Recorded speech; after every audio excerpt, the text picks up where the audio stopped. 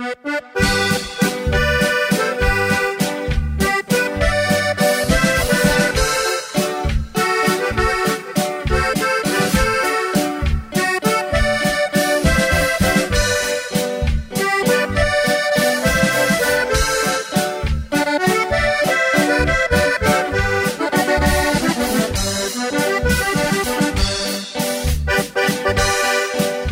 voy a contar la historia de Fabián Marcial Damián, un soldado de primera, su pueblo fue Quicayán.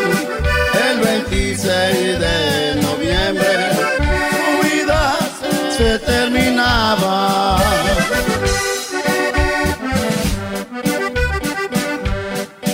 Como a las 6 de la tarde, él le dijo a su esposa: vamos a dar una vuelta y nos vamos en mi moto.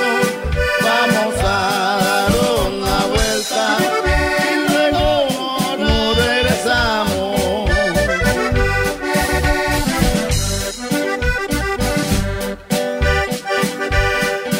Fabián fue un hijo educado, en el pueblo fue querido, igual que en el batallón, con toditos sus amigos, porque fue un amigo leal, así era conocido.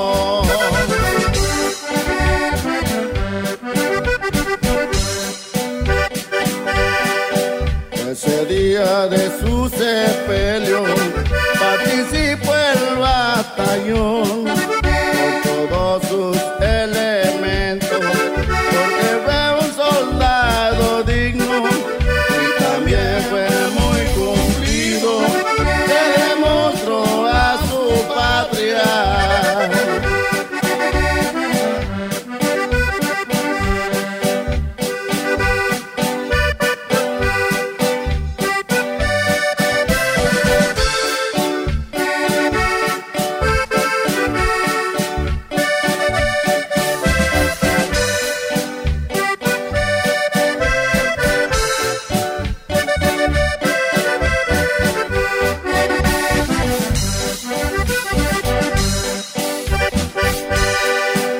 Ese día de su sepelio participó el batallón con todos sus